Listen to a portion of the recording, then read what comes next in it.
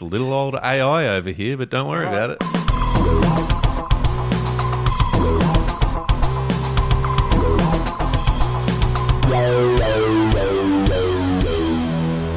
Hello, everyone. Welcome to the Deep Drop for another episode of what is a fishing podcast with a slightly different look about it. Well, it's not a look, it's a sound, let's be honest. Let's clear that up straight off the top. Adam Ring, Luke McCredden adds, it's not your usual run-of-the-mill publication, is it? No, it's not. No, we trade in majority of the general fishing chit-chat for the ultimate what-ifs when it comes to fishing. What if this? What if that? What if we stocked this fish when we shouldn't? What if we didn't? We ask a heap of what-ifs. Yeah. We give our opinion through having plenty of these types of conversations throughout our time in the fishing industry, Luke. So I think we're the ultimate what-if show for fishing.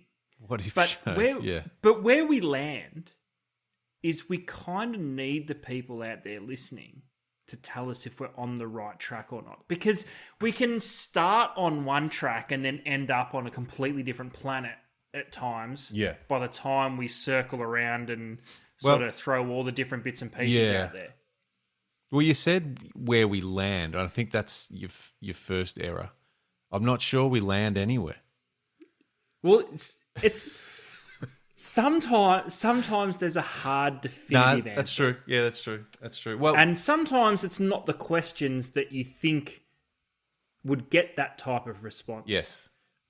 But somehow we get there. Yeah. And if you're not sure what we're talking about, I suggest you go and listen to a few of the older reps. Yep.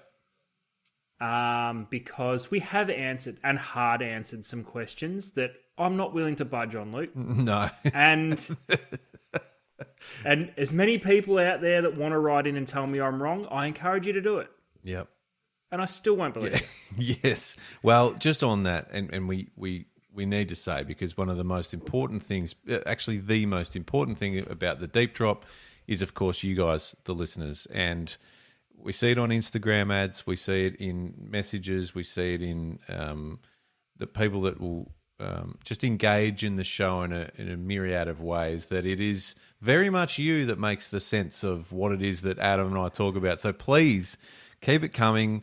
There's, as we've said from day one, no dumb questions, no dumb sort of answers or responses. Like, get involved, share with us your thoughts.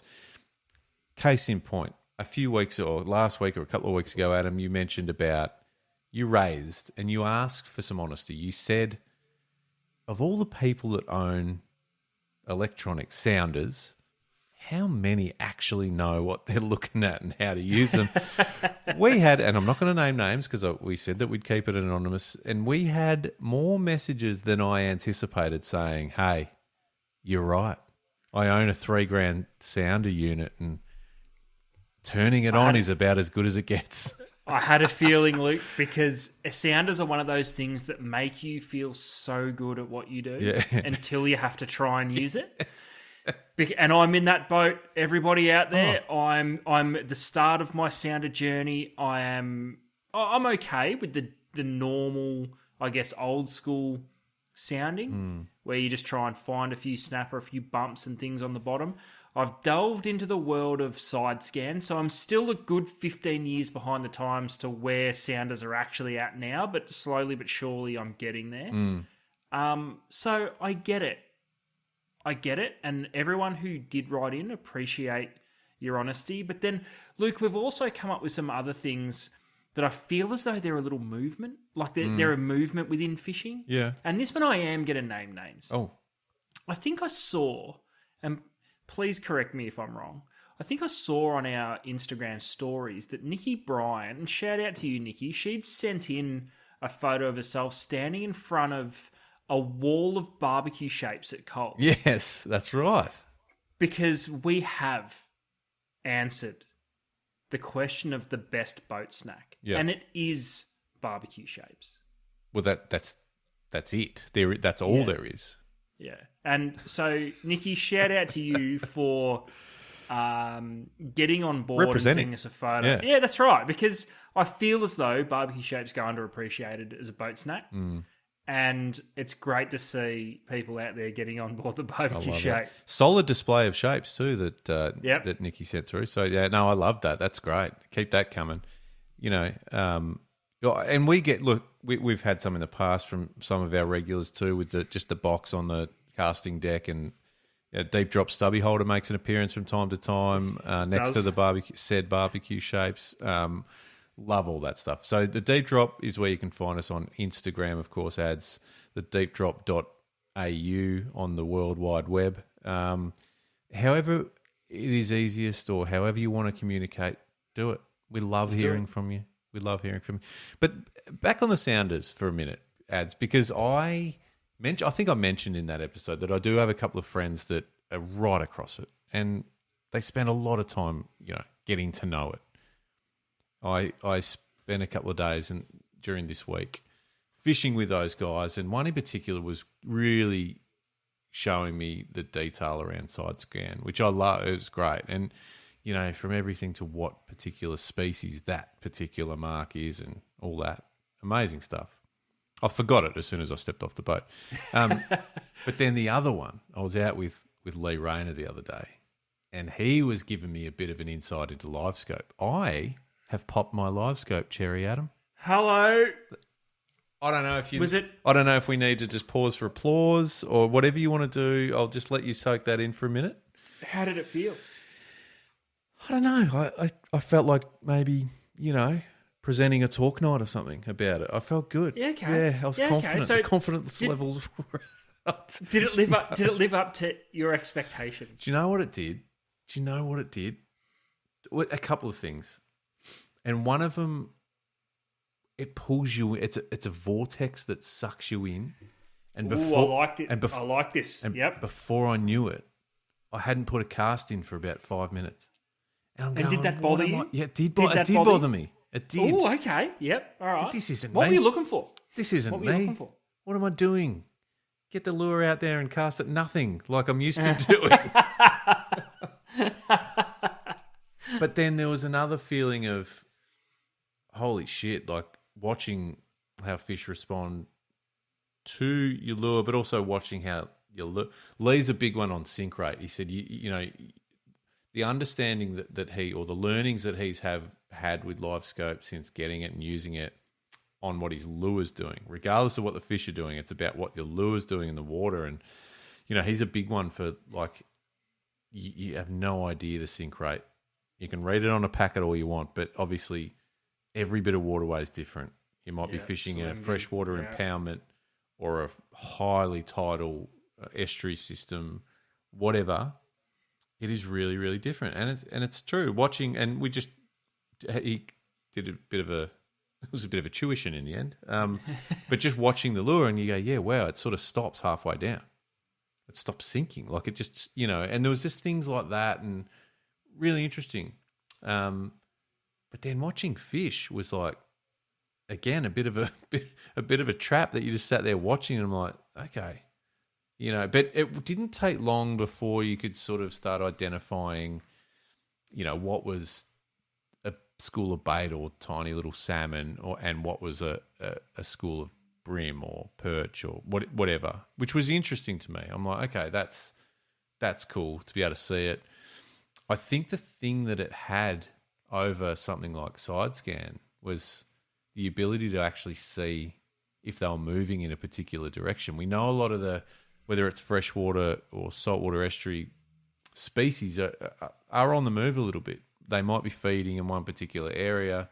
We've all seen brim up and down the coast, and in New South Wales, head down, bum up, just burrowing holes into the sand, trying to chew out whatever they can.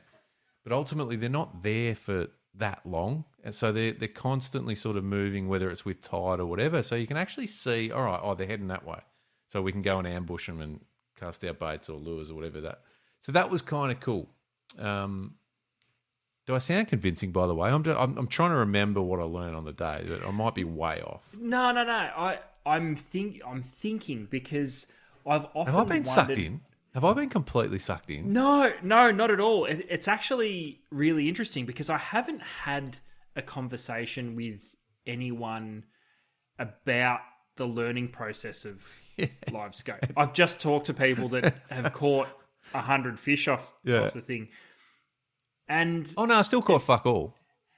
Yeah, but at least you could see that you were catching fuck all. So you knew there was fish around. Yeah. Well, but no, okay, this is interesting. I'm trying to think of. Can I say one thing about it? And it is incredible technology, unbelievably good technology. And look, I haven't done it on like barra and cod, which obviously are the main sort of things at the moment that people are using it for. But there was still moments where you were scoping up pockets of fish and punching casts in left, right, and centre. And then and it happened where a couple of times we just do a blind cast out the other side of the boat because those fish weren't even, and you just pluck one. Yeah. My takeaway from that is technology is incredible. Use it for everything that you've got it for, but don't discard just punching some casts in where you think this, there should be some fish. Well, this is interesting because I find it kind of amazing that where live scope so far has taken off is in oversized, fat, slow, lazy fish. Like Murray cod or barra, or I guess bass probably don't really suit that thing. But again, they can be quite slow in their and methodical in their movements. They'll school and they'll be really picky about what they're eating. It's big for bass, it will be. Yeah. What do you think what's the saltwater species? Is there a species in the salt that's really going to lend itself to live scope? Like, are we going to find a next? Because I've heard it in all the freshwaters, people live scope and reddies and yellows. And is there a saltwater fish where you think it's going to take off? I don't know whether it'll. My mind goes to Mulloway, and probably more so not necessarily for. I think for that it would be about learning more about that fish. A, that they're there, and B, how they react if you put a lure past its nose. Will it result in more captures? I don't know. I don't know, because ultimately they're as stubborn as any fish in the getting around. But I think we thought cod were that too. Yeah, no, that's true. So my head goes straight to Dewey's. I do think from a volume point of view, I think people will be able to engage more with snapper in the bay. That's where my mind goes. Yeah. The little fisherman for snapper, definitely. And I know a few people that have done it and played around with it, but I think it's early doors. So I think, there might be some takings from snapper fishing with live scope. And I'm really interested to check that out too. I reckon it'll be interesting to see how it plays with snapper when those really big fish get up in the shallows. Now, Western Port, I'm looking at you. Yeah. Because if you have a look at, over the years where these big fish have been caught, these big snapper in both Western Port and to a certain extent Port Phillip, but mainly Western Port, they're up on the mud. They're up in the shallows. That whole eastern side of Western Port. That could be interesting hunting big snapper, especially early season. Yeah, and I like the idea of doing that in that particular region with every opportunity to see a Dewey up there too. Yeah. I just wonder if snapper are predatory enough, as in if... But again, I think it's the reaction. I think it's seeing how they respond to lures as well. Yeah. So a plastic, a hard body, a vibe, a jig, whatever it is. Because it would be awesome to find a big snapper up on the flats sitting in a couple of meters of water and lobbing a pilly on it and seeing what it does. Yeah. Because I wonder if bait, whether you are legitimately just waiting for a fish to put its head down and start actively feeding. Whereas I wonder with a lure if you can entice a reaction bite or you can trigger something within that fish to switch into a feeding mode. Yeah. It'd be interesting. And the reality is, I think we're going to have more and more answers for this sort of stuff in the next, let's call it 24 months, because people will start doing it more because it's... Yeah.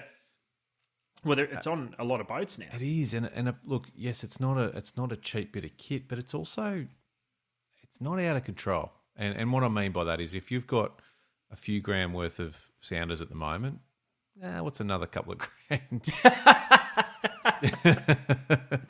Nice. So yeah, I do. I think we're going to see a bit more of that stuff. It didn't. It got me thinking the other day a bit about electronics, because when we talk about electronics, I think we bundle up sounders and GPS and units and side scan and now live target, whatever the fuck it's called. I feel like we've forgotten about something that I think has changed so many people's ability to fish certain areas, but also the number of fish caught has increased because of it. And that's the humble old electric motor. Yeah. The transom mount, bow mount, whichever way you go about it, having a quiet little lecky up the front that you can literally motor around, spot lock, these sorts of things that have, honestly, when you think about it, like if we talk about the estuary fishery from bloody Tassie, Victoria, New South Wales, Queensland, all the way up the top end, barra fishing. It's changed so many people's way of fishing and success rates. I think the biggest revolution in electric motors was when spot lock and the use of GPS within. Yeah, 100%. Because I've whiting fished in Western Port without dropping an anchor. Yeah. Now that's huge in shallow water, especially for something like whiting. But I also know people have played around with it offshore, spot locking to try and deep drop. Yep. Which then in turn essentially made some of these big electric motor manufacturers build a bigger motor. Yeah. Because now all of a sudden they're sitting on 8-meter hardtops. I remember when, and I'm talking probably, I don't know, a fair while ago, Hardy took up his 7.5 meter bar crusher up to Narooma and sat on one of the bommies that if you've been up there and you've seen the tide rip around some of those reefs and bommies, it moves. And he dropped electric motor off the front of this big boat as it was and sat there. And that ability means you can catch more fish. I know that sounds really basic, but the ability to sit on a bommy or, obviously just off a bommy, off a reef, wherever it needs to be in a position, a situation, you can't really drop an anchor and you don't want to. You've got to be on the outboard the whole time in gear sort of thing. And if you're in shallow water, that can be a bit of a deterrent. It's a game changer that I don't think has been given enough credit in recent years. Obviously it did when it first hit the market and all that sort of thing, but it's almost forgotten and just gone, yeah, that's the norm now, which it kind of is. It's like, man, you can't do half the stuff that you want to do without it. Well, it's funny how quickly we adapt to having it, because it's like majority of the people that would go and get an electric motor now, would they even consider one that doesn't have spot lock? I don't even know if motors exist, electric motors exist anymore that don't have it.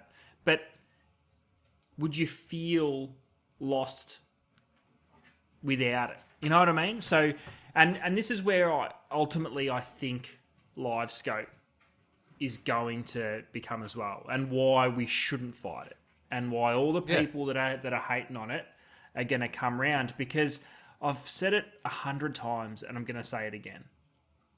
We're in the absolute infant stages of live scope. Yeah. This is essentially the first go at it. Yeah. And you just have a look at normal sounders. Yeah. How quickly, when they started to really progress, how quickly they come along. Yeah. Who knows where this live target thing is going to end up? It could be. I don't know. When do we see side imaging? But you're essentially running down the entire length of your boat out to 50 meters each side live. It has probably to be next. Yeah, it has to be. The images are going to get clearer. Yeah, we will, I dare say, get to a point where we put the live scope transducer down, and it's kind of, well, look at it like an ultrasound. Luke, you and I both have kids. We've seen ultrasounds, and then by the time we're onto our second kids, it's 3D now.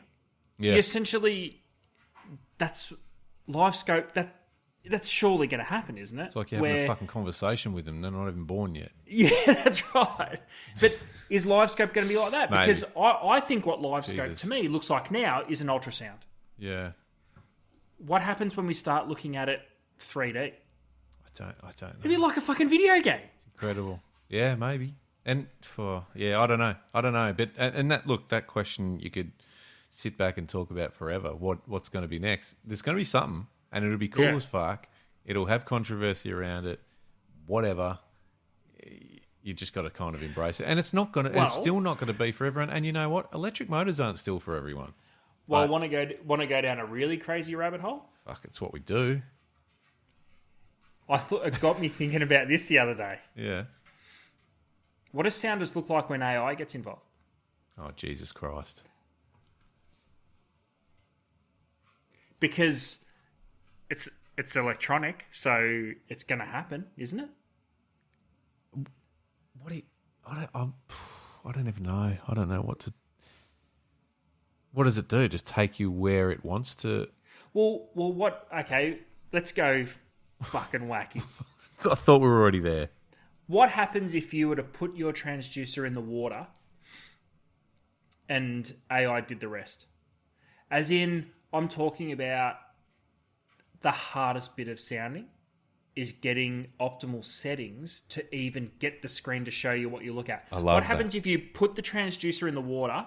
The transducer calculates tide, salinity levels, fresh or salt, temperature, does all of these things, sends all the information back to the head unit, and the head unit goes, oh, yeah, you need these settings, and just adjusts everything does for it. you. Fuck, that's it. That's it. That is the one. And AI says your sounder is running optimal. If you can't see anything, it doesn't exist here. Wow. That is it. That is the next thing. Who can? I mean, is that been? You should patent that. I'm sure they're working on it. It's already sitting in the background, ready for release. Probably. They're just waiting for. I can't even. What about neck level live scope? You tell it what you want. You're trying to find, and it fucking sits there and does its little thing and goes, "There's one." Well, this is also something that I think is probably closer than it is further away, because you have a look at what AI essentially to us at the moment is. It takes every single bit of information on the internet, every single piece of it, and then with all of that information, it works out what you want to know. Yeah. Why can't a sounder do that? There is going to be so many. There's going to be so many, say, videos of people live scoping, which will be all over YouTube already, all over the internet. Yeah. What if AI collates all of that information and says, oh, a COD looks like that on LiveScope because that's what I've been told. Yeah. So just drop the thing in the water and it looks around and says it's a COD. Is it going to... It'll talk to you. It'll have to talk to you. I've just found a COD. Oh, where? Just out there. Cast 6 meters out. It's mid-water. It'll just cancel everything out of your screen except for COD. So if you see something move, it's a COD. So I don't think we're at a point yet where it'll be fully automated. You'll still be on the handle live scoping, but you won't see anything that isn't a COD. No clutter, no bait, no nothing. you just say, no, I want it to see this. Okay, we'll just take everything else out that isn't. Yeah, that's wild. So I wonder what AI would look like when it comes to fishing electronics. You could could you tell it what you want? Could you tell it, I want to find a 40 centimeter brim. Oh. And you cruise around. You've got to be in the area, and it gets to the point where it goes, there's one. You go, where? And it says 10 meters out, starboard, 2.5 meters of water. Oh. It's like a guide. It'll be called. It will be a guide. iGuide. It'll be a guide. iGuide. Fucking write that Trademark down. that. Thank you very much. And it's a little eye, the eye with the dot. Yeah. Yeah, you can't put No. a big one. It would look No, that's stupid. That's a dumb idea. Okay. But imagine that, cruising around Eildon, Yeah. and you put in, and you just, you tell it, it'll be a handheld remote. You just go, Murray cod. $1.10. Minimum 1 meter. Yeah. You're like, all right, let's go. Okay, let's do it. And you just scan around, and it will just be nah. Oh no, there's 3. Yeah. And I would want it to have a bit of attitude. So if I put a bad cast in, I want to hear it go, fuckhead.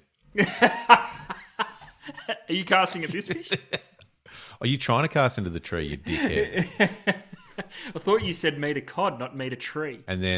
But then I want the support. But when you put in a good cast, it just Nailed goes. Nailed it. Fucking nailed it. Reward it.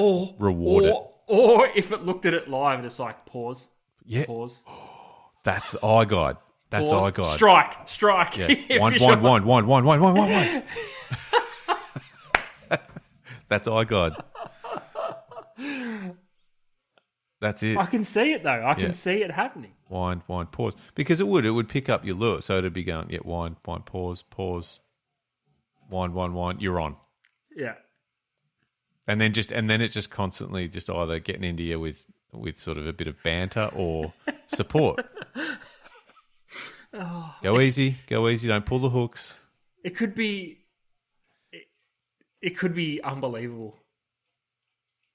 Mate, It sees your lure and it's like, what are you chucking that? What are you doing? The last 12 cod reported from here record on this. What are you doing? Imagine is Take that a soft bait? Yeah, wrong. or it gets real sarcastic and it goes, You're throwing that. Okay. Oh, That's all right. That's right. You do you. Yeah, okay. Whatever. Yeah, I'm just a little old AI over here, but don't worry about it. Yeah, okay. Or, Wake me up when you hook up, and it just shuts down and goes into goes into power saving mode.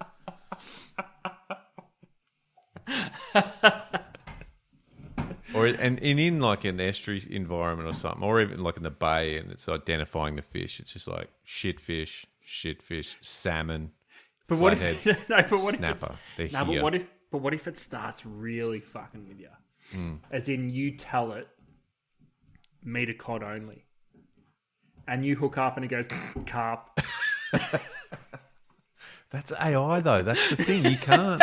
It could do that. Imagine that you just hear.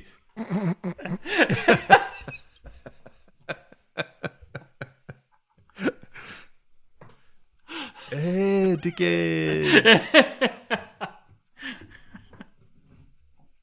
You just cast a lure off. Wow. Yeah. Wow. You're better than that. Yeah. Can I change boats? Would you like me to YouTube how to tie knots? Or not even. It just pops up with the video. On your screen. It's on your screen, fishing for dummies. Oh. AI could be... It could fuck the best with thing you. ever. Yeah. I'm all for this, by the way. The iGuide that the Deep Drop designs is a massive smart ass. Imagine you just back the boat off the trailer and... It's going to do that for you. No, but you're in it waits for you to get in and it says, hey, you check the weather forecast? Yeah. You will die. Yeah. But what I just had another sort of addition to the iGuide sort of system because it's a full system now. It's not just that unit. It's the Lecky up the front too. Yeah. And it's just you're just focusing on fishing. iGuide does everything. As far as puts you where you need to be, it finds the fish. iGuide Lecky up the front is also a smart ass. So every now and then it just revs while you're standing on the casting deck. Just tries to throw you out.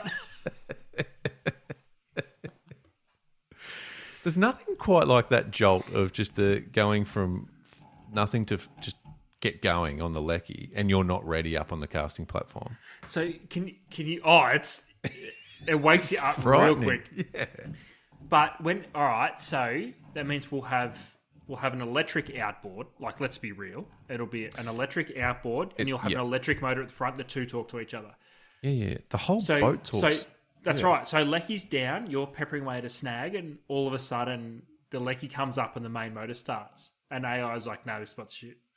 Yeah, We'll go up here." You've as the angler, who is being, I suppose, led by iGuide, you go, okay, all right, I'll take AI's word for it. You're also like, so this is now, when we talk about the system, you've now got the outboard. Hadn't even thought of it. Great one. It's electric. Of course it is. Are we designing the Tesla of boats? Yeah, but now we're talking about, the live well kicks in. If you're catching bait and it finds a school of bait fish, bung goes in, live well fills up and just starts flowing, ready for you to start loading the bait in. It's a whole thing. The deep drop playlist, the deep drop fishing tunes is just on constant rotation. Well, it's constantly adding songs. Corn and Limp Bicky just in repeat. But it just adds songs. It just adds songs, of course it does. You'll like this, trust me. Yeah. iGuide, call Adam. You know what I mean? You just answer and I'm just standing on the casting deck just chatting. Yeah. You're down, you're upriver a bit. Like, you getting them? You're like, yeah. iGuide, go to Adam. Zzz. Or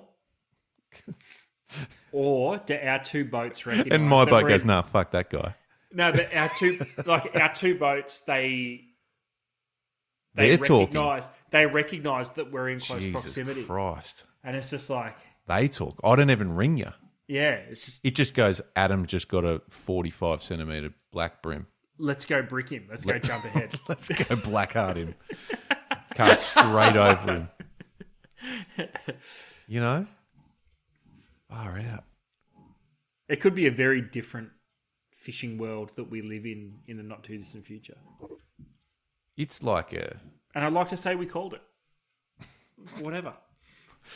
What episode is this? 92. Okay. So everyone out there remember the Deep Drop episode 92, the time that Adam and Luke called it as it is today with AI fully functioning boats. Yeah. Yeah. Do you know what? I think that the launch and retrieve of the boat could be the absolute ultimate thing. Because now the trailer talks to the boat. Oh. Yes, it does. Yes, it does. I know. That is a reaction. But wow. I mean, are we going as far as saying the car backs the trailer down while you're still on the boat in the water? A piece of piss. And you just... I reckon that's the easiest thing of the whole thing for you to understand and comprehend. Yeah, I reckon that's what happens. So effectively, you've wrapped up for the day. All you need to focus on is hitting the button, or not. No, you're not hitting a button. What the fuck are you hitting a button for? What are you, an idiot? You just talk to your unit. Yeah. Take me back. Take me home. Hey, old mate, take me home. Yeah, and that's it. And you can call it whatever you want. You name it. And you're just starting to pack away some lures and bits and pieces, and you get to the ramp, your car's already there with a trailer in the ideal position, and boat goes on, clips on, up to the far out. It sounds too easy. But is it kind of insane that it doesn't sound that far out? If we're It doesn't talking sound about that this out there. 10 year or maybe 15, we'd be... We Well, we probably wouldn't be wouldn't be talking talking about it because it'd be so far-fetched. We couldn't create that in our minds. Yeah. That's the thing. We are, because it's probably not that far off the mark. Well, maybe a little way off the mark, but don't know. Maybe not. Maybe not. You know, because where does the... have we gone too far? I don't know. More, but I'm like... I think we're on track of going too far, but it's weird though, because you say all this and you're like, it actually doesn't sound that ridiculous. It doesn't, which is scary. Scary but cool, Yeah. you know. And then, I mean, what are these boats worth? What's this system worth? It's not it's cheap. no, one- it's no one has one. No one has one. One dude in the States has one. Yeah, and it's Elon. being spoken about for Yeah. for years. And he's just winning every bass tournament. You can't keep It's up not with even that. not even a competition. No. And he wins a bass tournament on like 3 casts. Yeah, done. Because it's already getting the live update scores from what else is happening, and it just goes, okay, you need a 68.7 to win. Just cruise on this bank. I'll tell you where it is. I'll find one. Yeah. There's one. No, don't cast that. Yeah, that's right. Time Grab it, the Craig. frog. Yeah. And go slow. You're winding too quick. Put it a meter. And this is the thing. There is only so much it can do. And I know we've said a lot, but ultimately, you've still got to put a cast in. You've still got to put the lure on the money, and you might get mocked relentlessly from your AI boat. But yeah, and if you're looking for that fish to win the comp, and you stuff the cast and spook the fish, AI might just go, fucked it, let's go home. And just goes home. Yeah, hope you're happy with last.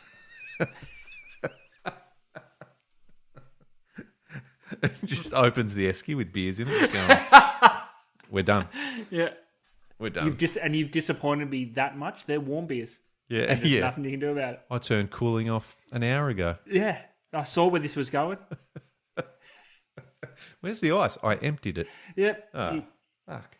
Yep. I calculated from your first 5 casts this morning that you're not going to get any better. Where's my stubby holder? Overboard. Yep. And today you needed perfection. And I knew that's not what I was getting, but I played the game. It's raining. You didn't tell me it was going to rain. Fuck you. Yeah. You didn't ask.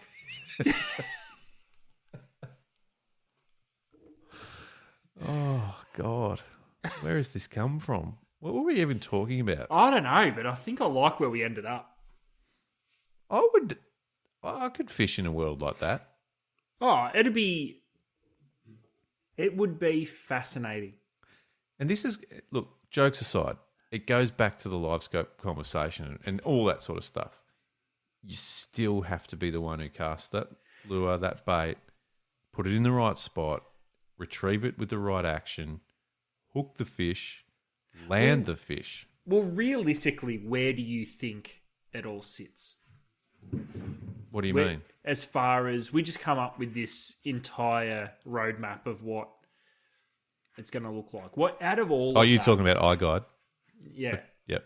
Out of all of that, Patent pending. what do you think is actually doable? I reckon there's going to be some sort of connectivity around the boat, and I'm talking electric outboard to 100%. sounder to electric motor. Well, even if, I think the outboard thing's a no-brainer when we get to the point where those are electric. But even in the meantime, the system scenario of having everything else that's electric connected, I'm talking like... Because you've already got sounders and motors connected. They're already connected. Yeah, that's right, yeah. But to the point of, propulsion and stuff like that as well, like actually driving off the electric system as well, if that makes sense. Do you reckon there'll be some sort of auto drive? As in, kind of like... And I know there's like autopilot and stuff, but it goes in a straight line. Like I'm talking... Here's the chart on your sounder.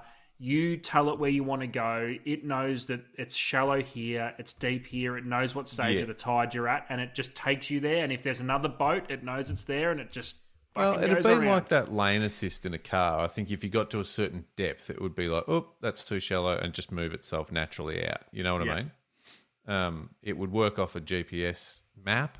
Yep. But again, if it got too shallow, it would navigate its way into deeper water. It'd know that off the sounder, and it would keep you. Honestly, don't think that's too far-fetched. Well, I think it's probably 95% of the way there. Yeah. I mean, I think we're already the idea there of, as far as like the connectivity between sounders and motors. It's already there. But if you can set depth ranges on your sounder, it's already there. Yeah, but if you set an autopilot though that was going, up an estuary system that were multiple S bends, you can't currently do that. No, it can't. But you have a look at what's already around. As far as a couple of them have got these.